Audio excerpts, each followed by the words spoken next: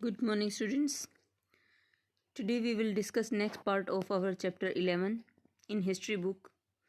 So, let us start without wasting time. Freedom is our birthright. By the 1890, many Indians began to raise questions about the political style of the Congress. अब 1890 में क्या हुआ, बहुत सारे Indians ने question raise किए. Question raise करना मतलब क्वेश्चन पुट करना about the political style of Congress. Congress का जो पॉलिटिकल स्टाइल था उसके प्रति उन्होंने क्वेश्चन जाहिर किए. Bengal, Maharashtra and Punjab leaders such as Bipin Chandra Pal, Bal Gangadhar Tilak and Lala Lajpat Rai. इनको शॉर्ट निक नेम में बोलते हैं बेटा, बाल, पाल एंड लाल. ठीक है, देखिए बिपिन चंद्र पाल को पाल के नाम से इंडिकेट करते हैं और बाल गंगाधर को बाल नाम से और लाला लाजपत राय को लाल नाम से. Were beginning to explore more radical objectives and methods. अब वो बहुत ज़्यादा रेडिकल ऑब्जेक्टिव्स और मेथड्स यहाँ पर एक्सप्लोर करते हैं, यानी कि एक्सप्रेस करते हैं. They criticize the moderates for their politics of prayers. अब यहाँ पर ये रेडिकल वे करते हैं एक्सप्रेस, तो इसलिए ये क्रिटिसाइज करते हैं कि इनको मॉडरेट्स को, जो नरम दल के नेता थे, पॉलिटिक्स ऑफ प्रेयर्स जो उनकी मतलब मोटो था. And emphasize the importance of self reliance and constructive work.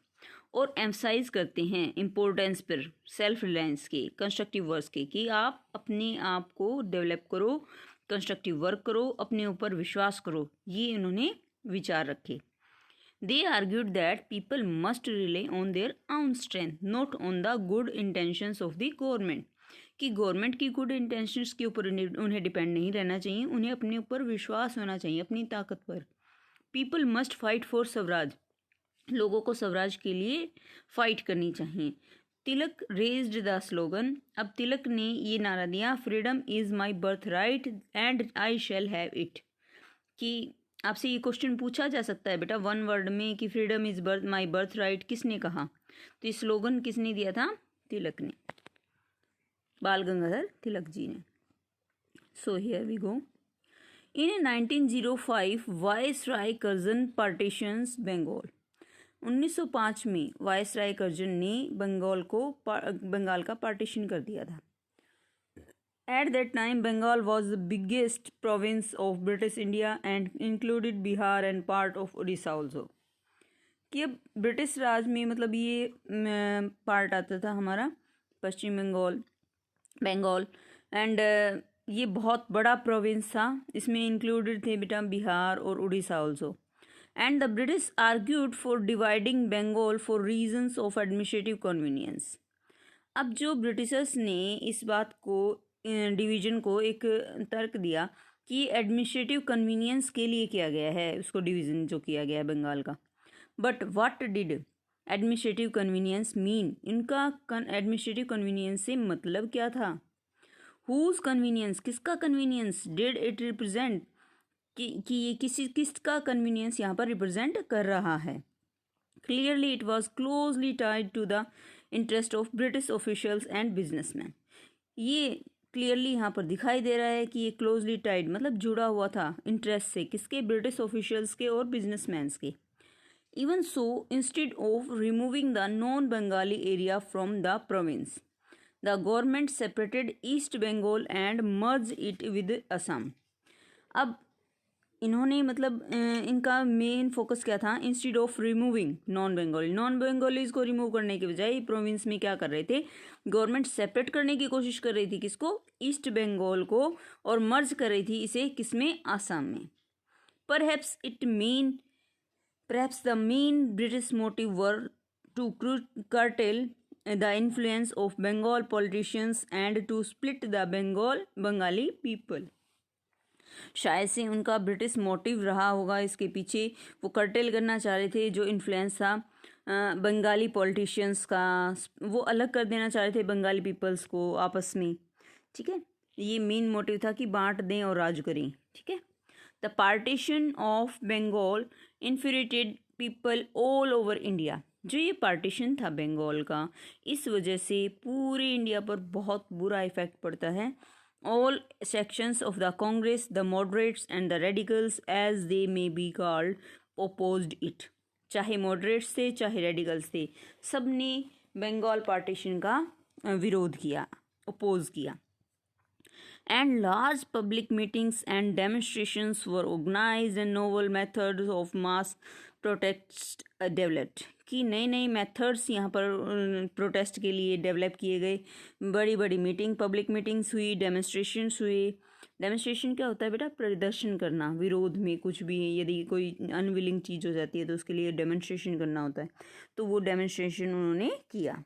The struggle that unfolded came to be known as the Swadeshi movement. और जो ये स्ट्रगल था ये हमारे सामने किस तरह से ओपन होता है? स्वदेशी मूवमेंट के रूप में ओपन होता है। स्ट्रोंगेस्ट इन बंगाल, सबसे ज़्यादा स्ट्रोंगेस्ट बंगाल में था, क्योंकि बंगाल पार्टीशन पे ही डिपेंड था, मेन मोटिव था। But with echoes elsewhere too in deltaic Andhra for instance it was known as the Vande Mataram movement. अब क्योंकि आंध्र प्रदेश का एग्जाम्पल यहाँ पर इंक्लूड किया गया है तो हम कह सकते हैं कि वंदे मातरम मूवमेंट भी यहाँ पर वंदे मातरम मूवमेंट के नाम से भी इसको जाना जाता है। यहाँ पे बाल गंगाधर तिलक जी की फ़ोटो दिखाई गई है बेटा, आप देख सकते हैं। ये देखिए प्रोटेस्ट कितने बड़े लेवल पर किया गया था, दिखाई दे रहा है आपको कितनी भीड़ है। Yes, thousands joins the demonstration during the स्वदेशी मूवमेंट। अब थोड़ा सा स्वदेशी मूवमेंट के बारे में जानें, ठीक है। Let us read. The Swadeshi movement sought to oppose British rule. अब स्वदेशी मूवमेंट क्या कर रही थी? सॉट कर रही थी। सॉट मीन्स फाइंड आउट कर रही थी कि ओपोज करे, ओपोज मतलब विद्रोह करे, किसका? ब्रिटिश रूल का।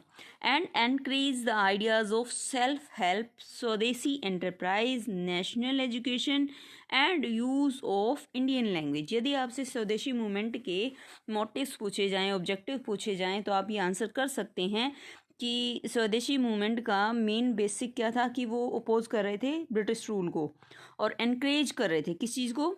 Idea of self help, swadeshi enterprise, that means स्वदेश में जो चीज़ें हमारी बनती हैं प्रोडक्ट्स उनको यूज़ करना, नेशनल एजुकेशन लेना, and use of Indian language, कि इंडियन लैंग्वेज का हम यूज़ करें। To fight for Swaraj, basically ये स्वराज के लिए थी फाइट सबसे पहले, पहला मोटिव तो यही था।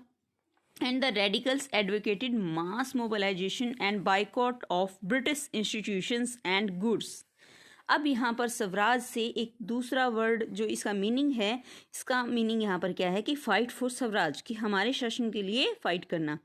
Radical advocated mass mobilization of boycott of British institutions and goods, कि जो ब्रिटिश इंस्टीट्यूशंस हैं, कॉलेजेस हैं, स्कूल्स हैं, उनको बाइकॉट करना, उनका बहिष्कार करना, ठीक है, उनका यूज़ ना करना, उनके गुड्स का यूज़ ना करना। गुड्स दैट मीन जो भी सामान प्रोडक्ट बाहर से आते थे, ब्रिटिश से या फिर बाहर से आते थे, उनका यूज़ ना करना।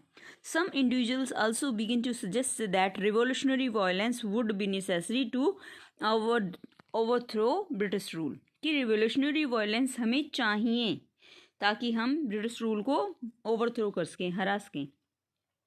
The opening decades of the 20th century were marked by the development of as well, कि जो ओपनिंग डिकेड थी यानी कि शुरुआती टाइम था 20th सेंचुरी का 1901 से लेकर के, a group of Muslims landlord and nawabs formed the All India Muslim League at Deccan in 1906। Dhaka में उन्होंने अपनी एक नई मुस्लिम लीग बनाई। कब बनाई? 1906 में। The league supported the partition of Bengal. अब ये लीग जो है ना सपोर्ट कर रही थी पार्टीशन को बंगाल के। हमारे लोग तो स्वराज कर रहे थे का मतलब स्वराज जो रिवोल्यूशन किया था इन्होंने, उसके लिए प्रोटेस्ट के लिए हेल्प कर रहे थे कि भी बंगाल विभाजन गलत किया है, बट ये जो मुस्लिम्स थे इनको सपोर्ट कर रहे थे। रीज़न क्या था इसके पीछे? The league supported the partition of Bengal, it desired separate electorate for Muslims, क्योंकि वो अपना एक सेपरेट इलेक्टोरेट बनाना चाहते थे, इसलिए। A demand considered by the government in 1909, और एक ऐसी ही डिमांड रखी गई गवर्नमेंट के द्वारा 1909 में। Some seats in the council were now reserved for Muslims who would be elected by Muslim voters. कुछ सीट्स यहाँ पर काउंसिल के द्वारा रिजर्व्ड कर दी गई मुस्लिम वर्ग के लिए, मुस्लिम वोटर्स के लिए। This tempted politicians to gather a following by distributing favor of their own religious groups. अब जो ये एक चीज़ थी, पॉलिटिशियंस टेम्प्टेड हो रहे थे कि वो गैदर करना चाह रहे थे, इकट्ठा करना चाह रहे थे इन सभी डिस्ट्रीब्यूटिंग फेवर्स को, कि ये जो हमारा फेवर डिस्ट्रीब्यूट हो रहा है, बंट रहा है ना बेटा हिंदू मुस्लिम में, ये वो नहीं चाहते थे। वो चाहते थे कि हम सब एक साथ रहें। Meanwhile the Congress split in 1907, और इसी तरह से कांग्रेस स्प्लिट हो गई 1907 में। And the moderates were opposed to the use of boycott. Moderates ने अपोज किया बाइकॉट का। And they felt that it involve the use of force, क्योंकि इसमें फोर्स की नीड है। After the split the Congress came to be dominated by the moderates with Tilak followers functioning from outside.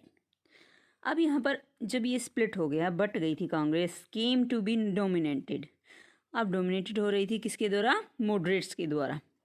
And Tilak's followers functioning from outside, कि तिलक के जो followers थे वो बाहर की तरफ से फंक्शन कर रहे थे, काम कर रहे थे। And the two groups reunited in December 1915। Moderates और जो ये दोनों के दोनों ग्रुप से ये फिर से रीयूनाइट हो जाते हैं 1950 में। Next year the Congress and the Muslim league, जो कांग्रेस और मुस्लिम लीग जो अलग हो गए थे, signed the historic Lucknow pact. दोनों ने एक साथ लखनऊ पैक्ट को साइन किया। And decided to work together for representative government in the country. फिर हमारे हिंदू भाई और मुस्लिम भाई एक साथ मिल जाते हैं और यहाँ पर एक बहुत ही अच्छी गवर्नमेंट के रूप में पूना पैक्ट समझौते के अकॉर्डिंग यहाँ पर वो एक साथ रहते हैं कंट्री में।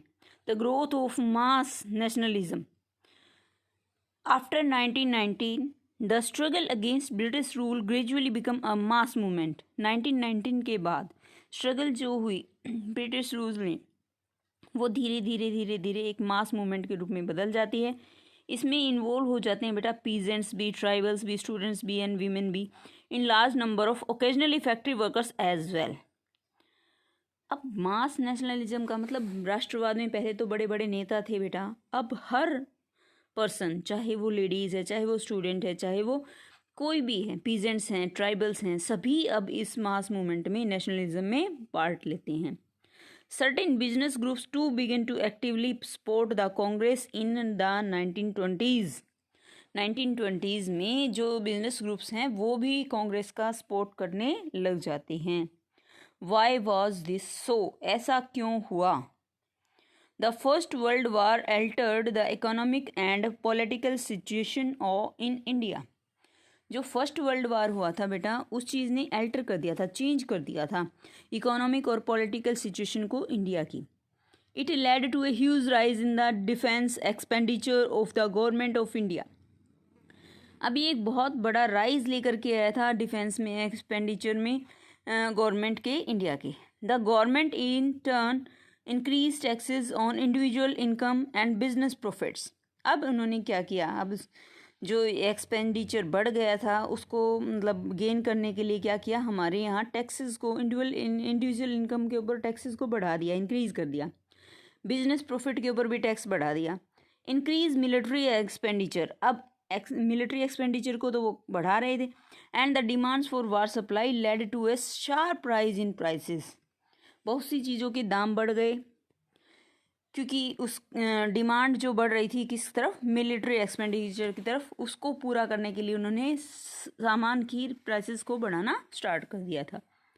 Which created great difficulty for the common people. इसकी वजह से जो कॉमन पीपल है उसको बहुत डिफ़िकल्टीज़ का सामना करना पड़ा। On the other hand business groups ripped fabulous profit for the war. अब जो बिजनेसमैन थे उनको तो बहुत ज़्यादा प्रॉफिट हो रहा था क्योंकि उनका सामान कॉस्टली दामों पर बिक रहा था। As you have seen at the war created a demand for industries good, jute, bags, clothes, rails and all so many things, हम कह सकते हैं। यहाँ पर डिमांड्स बढ़ गई थी इन चीज़ों की। And caused a decline of import from other countries into India. और इसका एक बहुत बड़ा रीज़न ये भी था कि इम्पोर्ट नहीं हो रहा था अदर कंट्रीज से हमारे यहाँ इंडिया में। So Indian industries expanded during the war. जो इंडियन इंडस्ट्रीज़ हैं वो बहुत मुनाफा कर रही थी वार के during, and Indian business groups begin to demand greater opportunities for development. जो इंडियन बिजनेसमैन्स ग्रुप थे उन्होंने अब बहुत बड़ी लेवल पर डेवलपमेंट की इस टाइम पे वार ड्यूरेशन में। The war also led to the British to expand their army, villages were pressurized to supply soldiers for an alien cause. अब वार की वजह से क्या हो रहा था बेटा, British to expand their army, कि ब्रिटिशर्स अपनी आर्मी के ऊपर एक्सपेंड कर रहे थे। Villager were pressurize to supply soldiers for an alien cause. Villagers भी प्रेशराइज थे, वो अलग रीजन से कि भाई उन्हें भी सप्लाई करना ही करना है सोल्जर्स को। A large number of soldiers were sent to serve abroad, कि बहुत से सैनिक यहाँ से भेजे गए अब्रॉड, बाहर विदेशों में भी फाइट वार के during. Many returned after the war with an understanding of the ways in which imperialist powers were exploiting the peoples of Asia and Africa, and with a desire to oppose colonial rule in India. अब जो soldiers बाहर गए थे, abroad गए थे, जब वो वापस आए सर्व करके, many returned after the war, जब वापस आए, एन अंडरस्टैंडिंग, एक अंडरस्टैंडिंग उनके अंदर थी, ऑफ द वेज, उन तरीकों की, इन विच इम्पेरियलिस्ट पावर्स वर एक्सप्लॉइटिंग, जो बाहर की ताकतें हैं वो हमें एक्सप्लॉइट कर रहे हैं पीपल्स को, एशिया के और अफ्रीका के, और with a desire to oppose, उनके मन में एक डिज़ायर हो गई थी कि हमें कॉलोनियल रूल को क्या करना है, अपोज करना है इंडिया में। Furthermore in 1970s there was a revolution in Russia, कि इससे आगे यदि हम बात करें 1917 में क्या हुआ, रिवोल्यूशन हुआ रशिया में। News about peasants and workers struggles and ideas of socialism circulated widely. अब जो न्यूज़ थी पीजेंट्स के बारे में, वर्कर्स के बारे में, स्ट्रगल्स, वर्कर्स के स्ट्रगल्स के बारे में, जो आइडियाज़ आ रहे थे, सोशलिज्म सर्कुलेट हो रहे थे वाइडली, मतलब बहुत बड़े लेवल पर, इंस्पायरिंग इंडियन नेशनलिस्ट। अब ये सभी चीज़ें इंस्पायर कर रही थी हमारे इंडिया के नेशनलिस्ट को।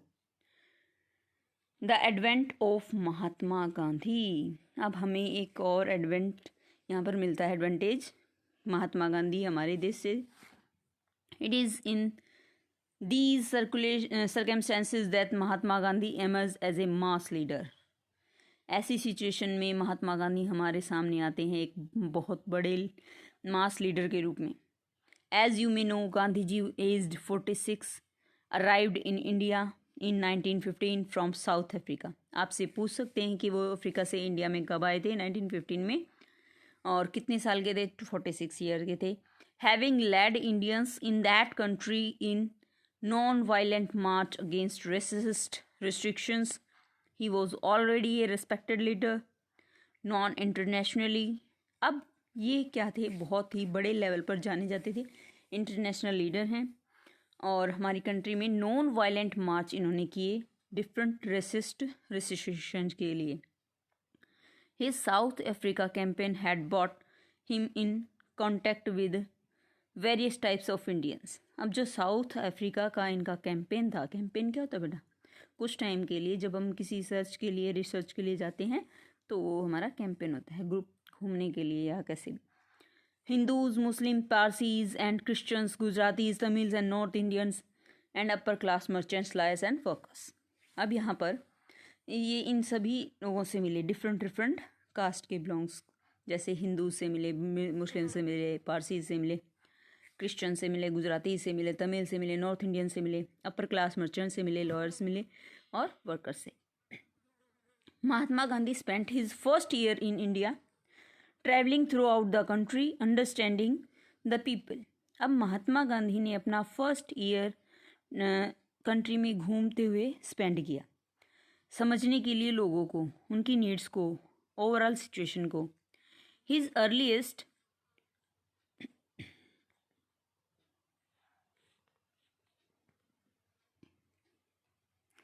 Interventions were in local movement in Champaran.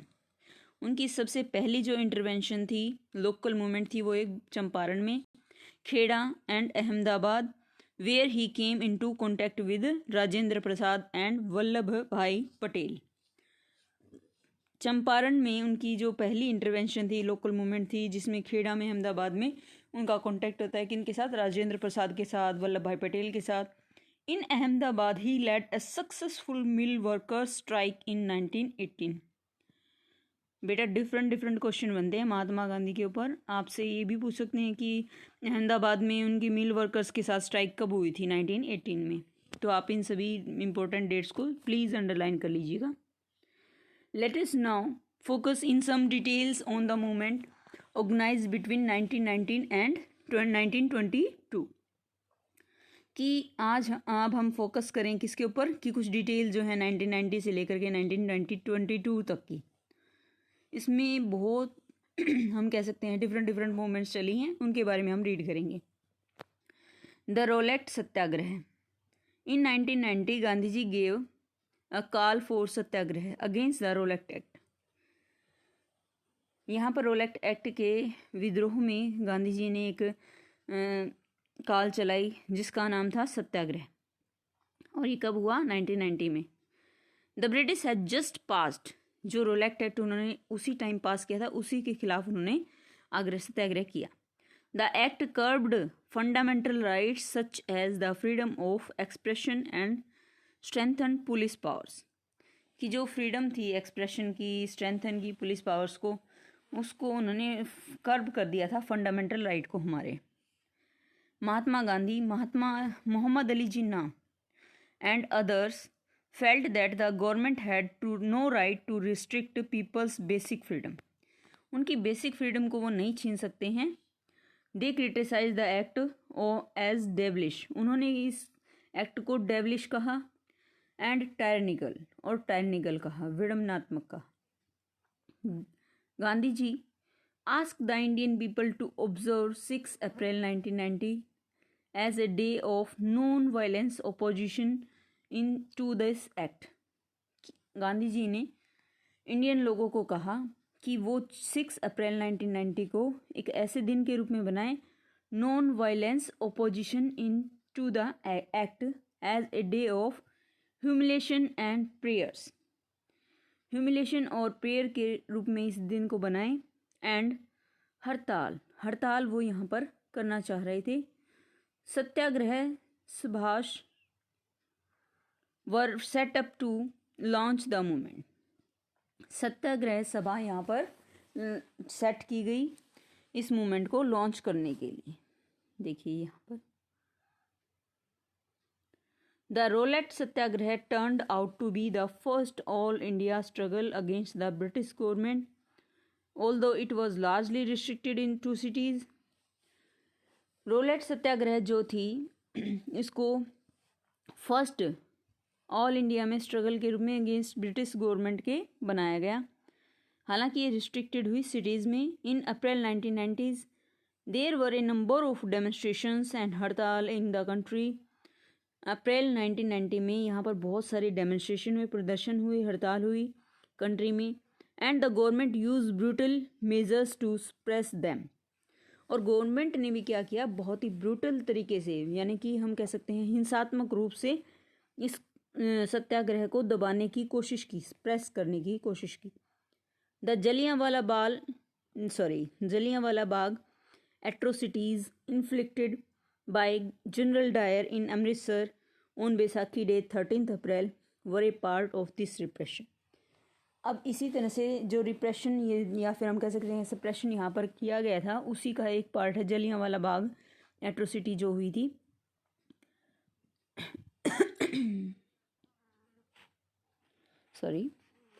जो जलियांवाला बाग है एट्रोसिटी, वो जनरल डायर के द्वारा। आपसे ये क्वेश्चन पुट किया जा सकता है बेटा कि किसने यहाँ पे अमृतसर में बैसाखी के दिन मतलब फायर किया था, जनरल डायर ने। और कब हुआ था ये, 13 अप्रैल को 1919 में। वर ए पार्ट ऑफ, इसी का एक पार्ट है। On learning about the massacre, Rabindranath Tagore express the pain and the anger of the country by renouncing his knighthood.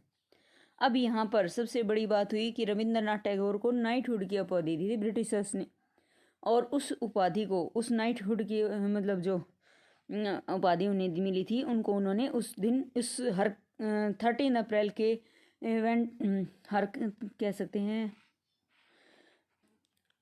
13 अप्रैल का जो इवेंट हुआ था उसके बाद उन्होंने अपनी नाइटहुड की जो बिता थी उसको रिटर्न कर दिया था। बेटा देखिए यहाँ पर गिवन है an honour granted by the great British crown for exceptional personal achievement और पब्लिक सर्विसेज। ठीक है, तो रविंद्रनाथ टैगोर ने इस नाइटहुड को रिटर्न कर दिया था ब्रिटिशर्स को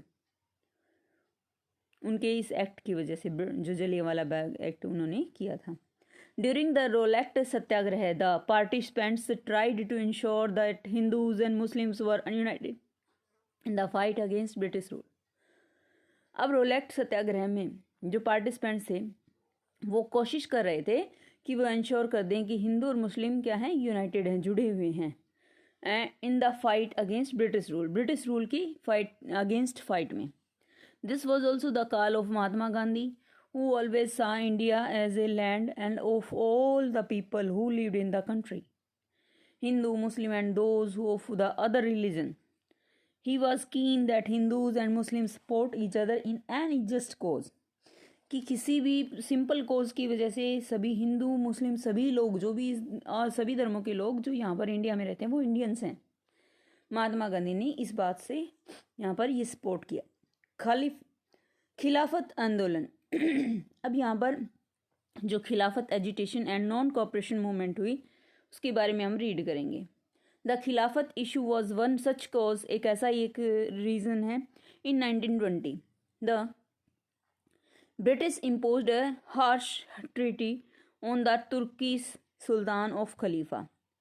अब जो खिलाफत इशू है ये 1920 में स्टार्ट हुआ।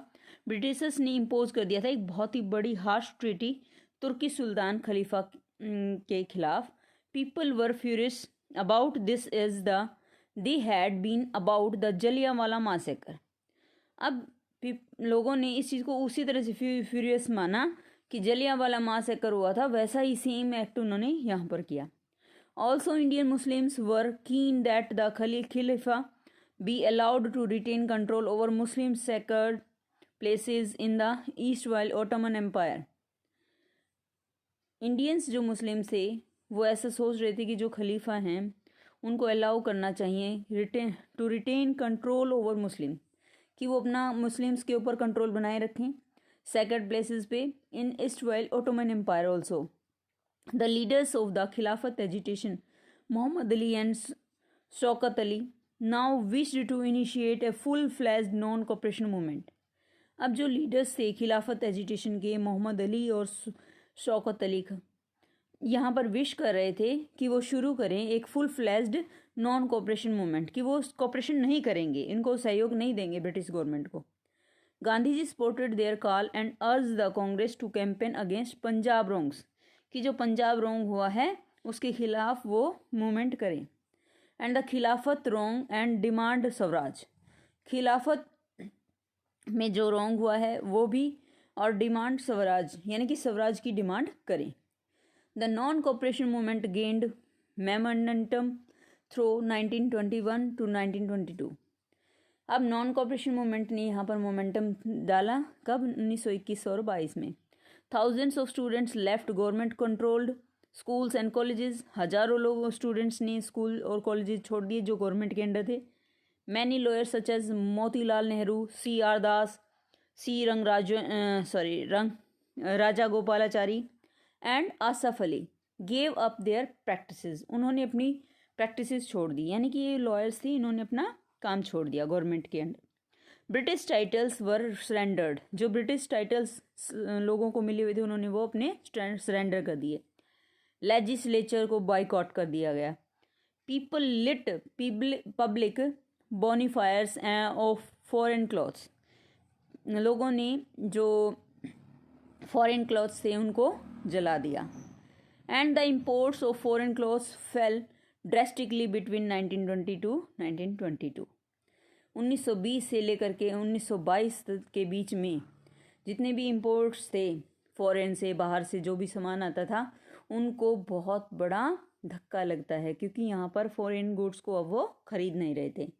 But all this was merely the tip of the iceberg, कि ये सिर्फ एक शुरुआत थी।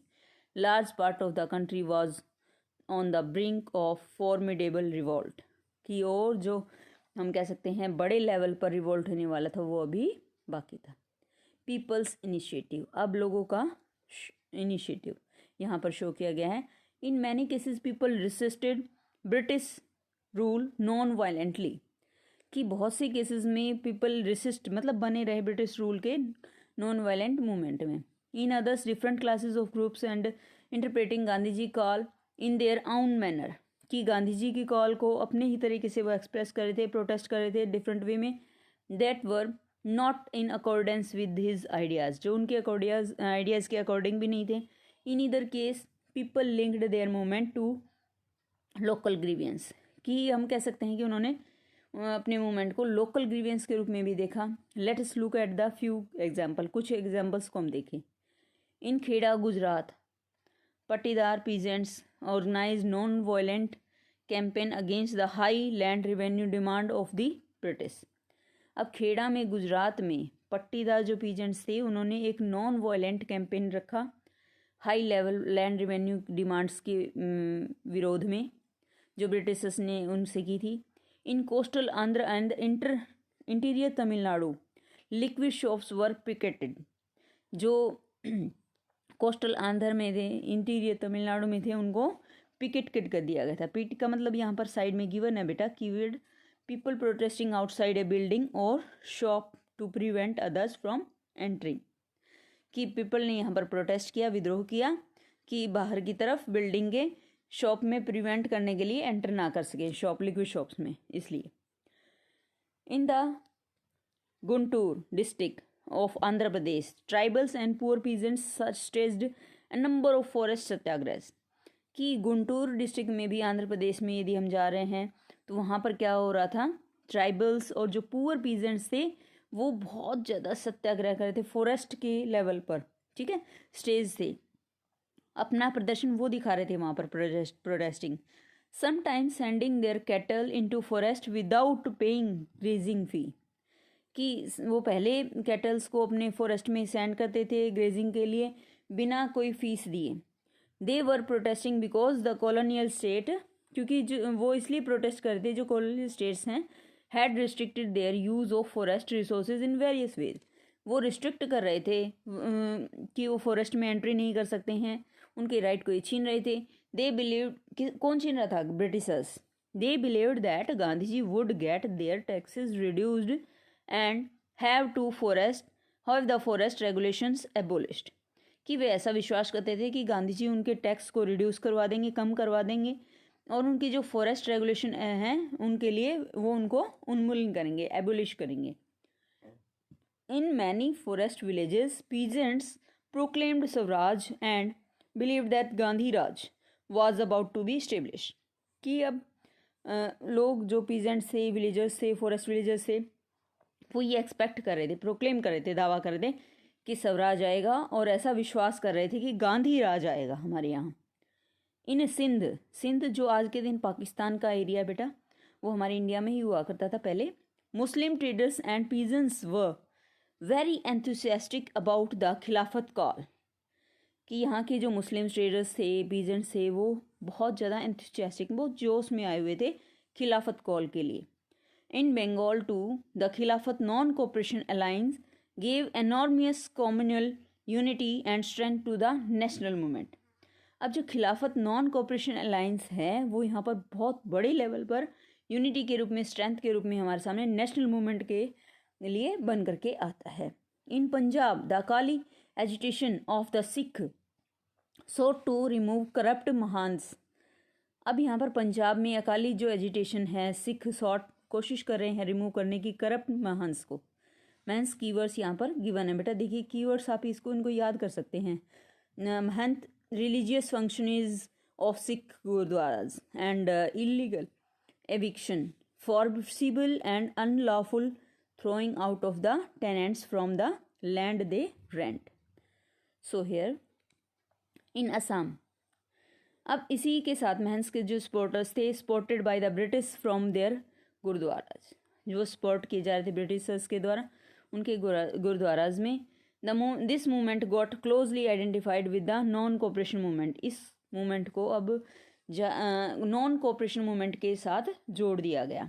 इन Assam tea gardens labourers shouting Gandhi Maharaj की जय, जो ये नारा है आपसे पूछ सकते हैं गांधी महाराज की जय। शॉर्ट क्वेश्चन में आपसे पूछ सकते हैं बेटा, आप इसको जरूर, मतलब हर एक पॉइंट ऑफ व्यू से, एग्जामिनेशन पॉइंट से जो इंपॉर्टेंट बातें मैं आपको जरूर बताती हूँ बेटा। गांधी जी महाराज की जय किसने कहा था बेटा? टी गार्डन के लेबरर्स ने कहा था। Demanded a big increase of their wages, वो चाहते थे कि उनको वेजेस ज़्यादा मिले। वेजेस क्या होता है बेटा? 1 डे की अर्निंग होती है बेटा एक लेबर की, ठीक है, that is known as labour. They left the wages they left the British owned plantation amidst declaration that they were following Gandhi ji wish, कि उन्होंने जो प्लांटेशन थे, अब जो टी गार्डन के लेबरर्स थे उन्होंने भी प्लांटेशन को छोड़ दिया बीच में ही, क्योंकि वो कहते हैं वो गांधी जी की विश पूरा करना चाहते हैं। Interestingly in the Assamese Vaishnav songs of the period the reference to Krishna was subtitled by Gandhi Raja, कि असमीज विश्व नावा में सॉन्ग में जब ये गाया गया, रेफरेंस दिया गया कृष्णा का, reference to Krishna was substituted, वो सब्सटीट्यूट कर दिया था गांधी राजा को। सो बेटा यहाँ से द पीपल महात्मा से हम नेक्स्ट वीडियो में पढ़ेंगे। वीडियो बहुत लंबा हो गया है। Thank you, have a nice day.